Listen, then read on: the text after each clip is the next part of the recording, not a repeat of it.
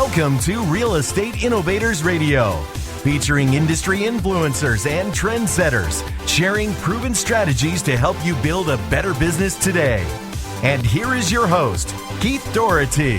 Hello and welcome to this episode of our show. This is your host, Keith Doherty. Today our special guest is top real estate agent dawn-dause of RE/MAX Ultimate Professionals based out of Will County, Illinois.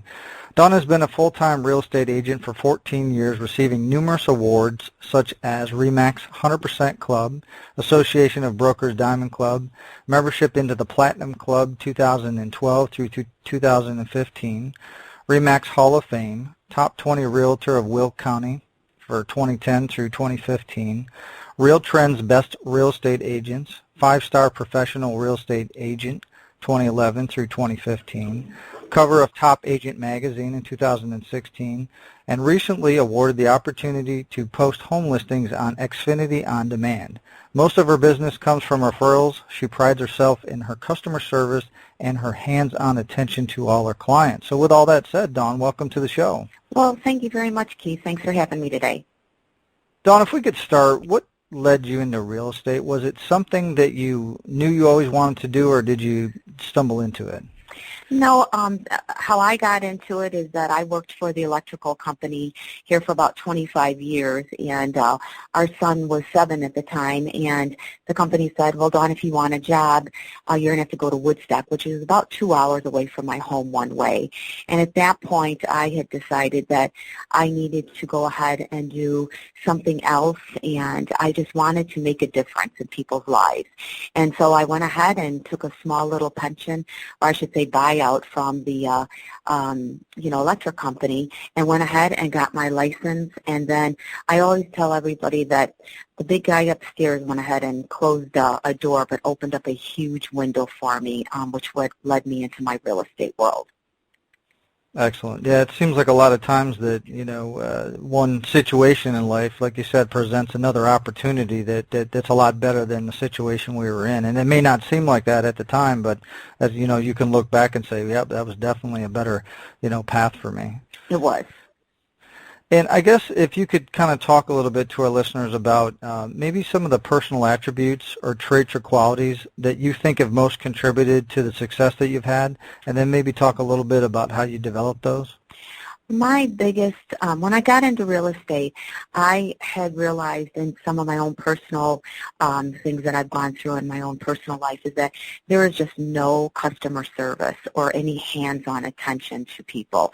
And I made a promise and to myself and to my business that my clients deserve that customer service. They deserve to understand what the process is, and so I really pride myself in that.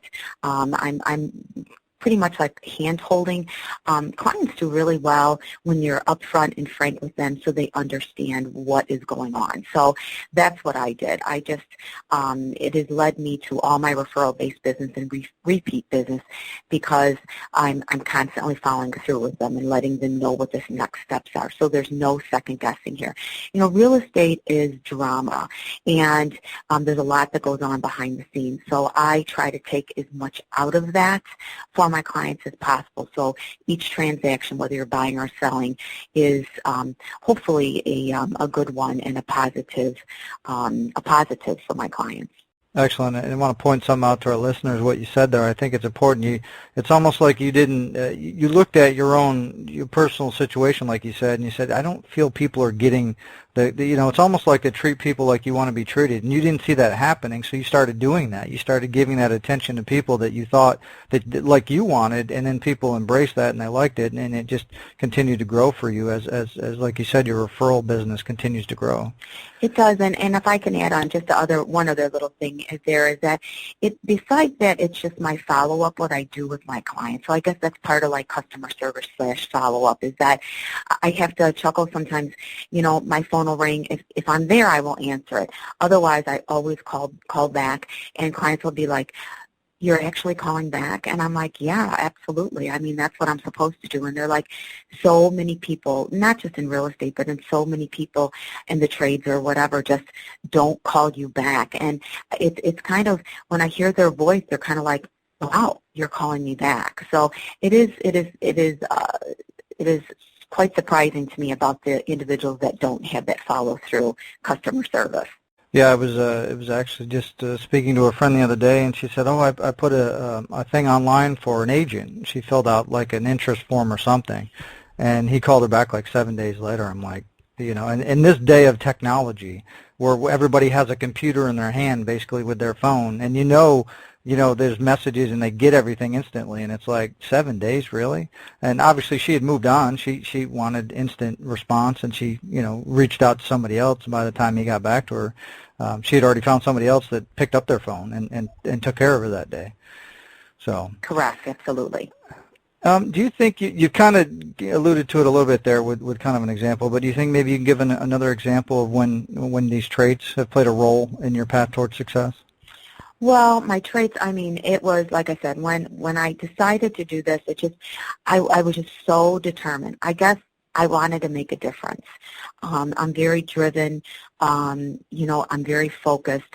I just wanted to give people what so many people were wanting, and that was to, pay attention to me, listen to what my wants and needs are, and then help me through it. There's so many facets of real estate, and that's why they're leaning to a professional, and I'm probably one of the rare ones that really over-exceed on this, because again, it's just so important to clients that they know what's going on, and you know what, that you care and that they're really being taken care of. I'm very blessed with this, that I have clients, but at the end of the transaction, I do have so many friendships that are, started and go, and continue on.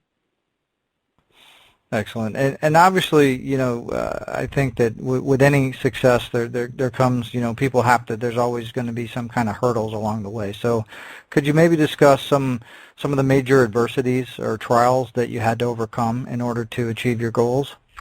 Yeah, the hardest hurdle, I think, in real estate is rejection. It's a really hard, no one likes being rejected, whether it's your personal life, your business life.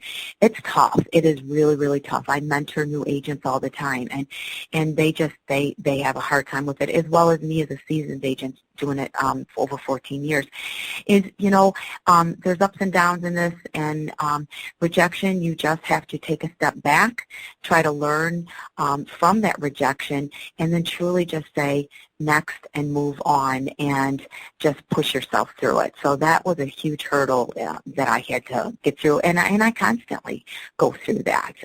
When I say constantly, it's just I don't think you ever get over being rejected, so that's a hurdle that I will always go through, and I think anybody, like I said, in real estate will kind of have that as well. So I guess what keeps you going, despite these obstacles? Obviously, some people, like you said, people could give up easily. Why don't you give? What keeps you driving forward, even though you get these obstacles in your way? Well, I get bumps in the road, but you know what? Again, I am so driven, and I so 100% believe in what I do. I am making a difference in people's lives, and at the end of the day, it's my passion. It's what makes me up, and I love what I do. And you know what? You're going to have ups, you're going to have downs, and if every time you have a down in real estate, well, then you might as well give up. You just have to go ahead and reach each hurdle, get through it, and just persevere through it, and that's what I do, because I have so many more positives than I do the negatives, so that's what helps me go through it. And every negative that you have in real estate, you learn. Even a seasoned agent, you still are learning in this business. I worked that crazy hard market, and and every market is different. So you always have to learn from rejection to be to grow more as an agent and fulfill yourself. So that's how I always look at it. But sometimes it could be a good thing. Yeah, I think you pointed out another thing that I want to stress for our listeners is you talked about rejection and not necessarily being a no. And I know people have a hard time, even myself, like you said. At sometimes you feel like somebody's rejecting you personally, and somebody might just be like, hey, I'm just saying no to this. They're moving on. But to be able to just move past that and realize that, or if a mistake was made or whatever, like you said, kind of take it in stride, learn from it, see what you did wrong, maybe get some feedback, see how the next time you could maybe maybe not, go down that same path, and then just continue to collect those no's, because the more no's you get, it's just that much closer you're going to get to getting a yes, because it's just inevitable that as long as you stick with it and don't give up, it's gonna come. Yep, and that's it. And again, my drive for what I do is just, it's just huge. So that's why I just keep on pushing through it. And again, obviously the more deals I do and the longer I've been in business, every once in a while you'll get rejected or that. But I just, like I said, I truly, you need to learn from it and move forward from it. So again, that's my philosophy on it. And again, I mentor a lot of new agents, and I try to guide them and help them through what I've learned and to help them stronger so they can work through these sometimes rejection issues. Excellent. And I guess kind of looking forward, Dawn, a little bit, what is your vision for your career, say, over the next 5 years? My vision, this year in 2016, my group has grown. I've added on a buyer's agent, Janet Leto, and she's doing a great job for me. And my vision is that hopefully I'll have a couple other buyer's agents under my team. And I have 2 assistants now. My one assistant's been with me over 10 years, and my other one has been with me over 2 years. And just to grow my team and add more individuals to my group. Excellent. And I guess what do you feel is the best way that you market yourself as a real estate professional for continual growth? You know what? It's taken a long road. I have to giggle what I did in the very beginning of my real estate career to what I do now. Obviously, you have more monies to advertise so you can grow. So, I went from door knockers to, putting flags at the end of the driveways or shaking a lot of hands, and now I'm on billboards. I have got a great 2 assistants that are on my team that they're constantly looking for other ways to brand me, whether it's billboard, whether it's on TV, on demand. Just very excited. I always try new things. I try to think out of the box, and that's what I like to try to do things different. And, when you're in sales, you have to give something a year, see what works, and if it doesn't work, then you say, okay, I tried that, and go on to something else. Excellent.